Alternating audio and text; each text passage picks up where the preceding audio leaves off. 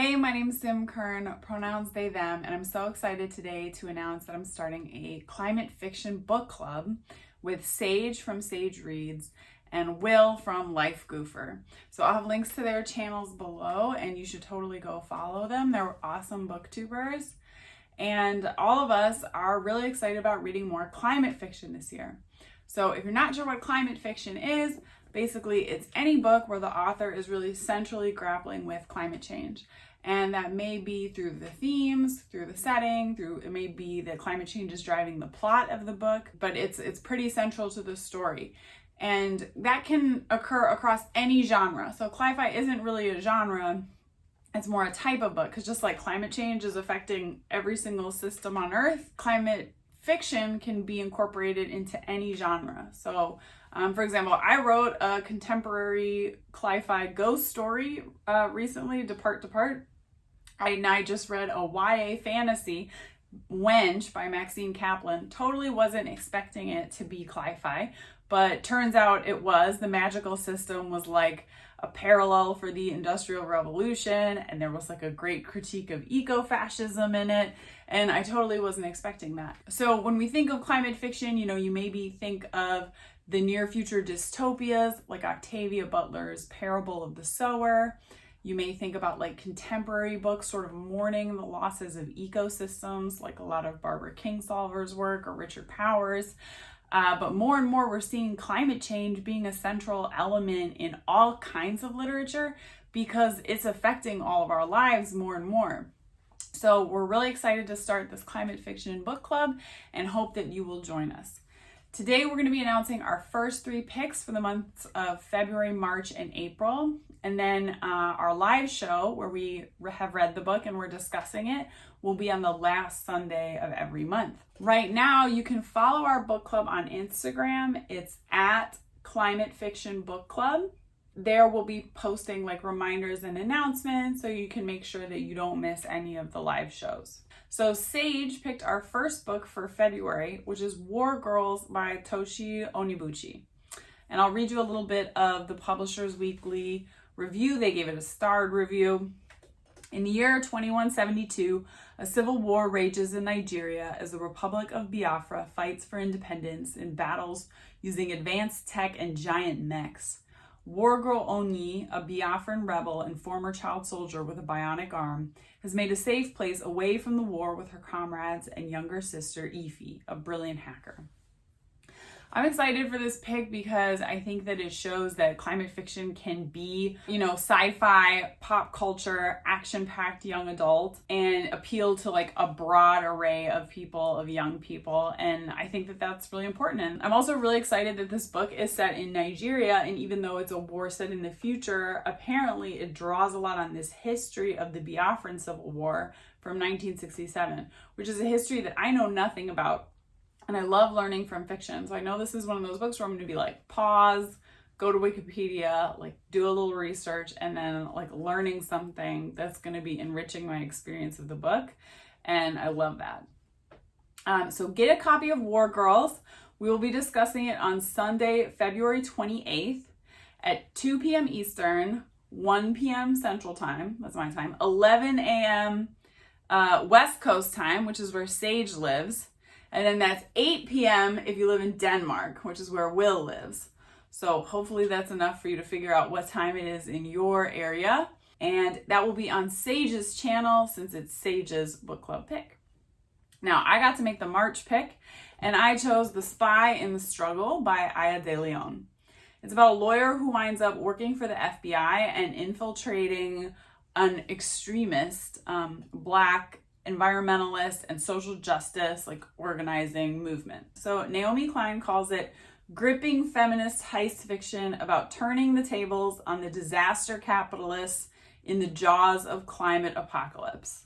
So that blurb really spoke to my leftist heart. Here we have a big change in genre from War Girls, right? This one's contemporary. It's a spy story. I get the sense that there's a romance. And I chose this book because, the premise sounds amazing. I'm also writing a book that's set in organizing spaces, so this feels really relevant to that. Also, it came out in December, so I bought this one already because I really like to support new cli-fi that's coming out that's selling itself as cli-fi. You know, I want publishers to get the message that these are books that people really want to buy. Aya also, as an author, seems so cool. I'll put a link to her bio into like all the authors' web pages, but she's been writing for decades. She has this Justice Hustler series that's like romance heist fiction. She teaches poetry at UC Berkeley. In the 90s, she like publicly married herself, which I don't know, it just sounds like, she just sounds hella cool. So I'm really excited to read this one in March. And the book club for Spy in the Struggle will be March 28th at, again, 2 p.m. Eastern, 1 p.m. Central, 11 a.m. West Coast, 8 p.m. Denmark, and that'll be here on my channel. Finally, our April pick comes from Will, whose YouTube channel is LifeGoofer, and they've picked Moon of the Crusted Snow by Waubgeshig Rice. And I'll read the publisher's weekly review, a little bit of it. The novel centers on Evan Whitesky, a young father to 2 children living on a reservation in northern Canada who's attempting to relearn and maintain the traditional ways in a world where society has collapsed, and electricity, cell phones, landlines, and satellites have all disappeared. In the absence of all the things that make the long, harsh winters of northern Canada easier, the community has had to band together to ensure its survival. When a man arrives seeking refuge from chaos in the south, Evan and his community allow him to stay in spite of their misgivings. As the winter progresses and hunger sets in, hostility rises, and small-town power struggles become a life or death affair. So that premise sounds amazing to me. I do love survival stories. Here we have a near future dystopia, so it's kind of a good in-between War Girls and Spy in the Struggle. And it almost sounds like, I just read Parable of the Sower, which is about like a group of refugees, like climate change has made America just descend into total barbarism and chaos. And this group of refugees is like desperately trying to get north to Canada where water is more freely available. So this book almost sounds to me like, what if one of those refugees did make it all the way north to an Anishinaabe reservation and community, and then like what happens next? I also love like small town community books. I love a book where like the whole community is part of the characters. So I'm really excited about that pick.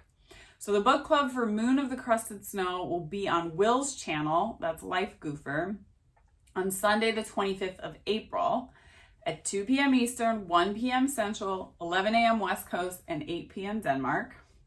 And you may have noticed that all of our first 3 picks are by Black and Indigenous authors, and that was definitely on purpose.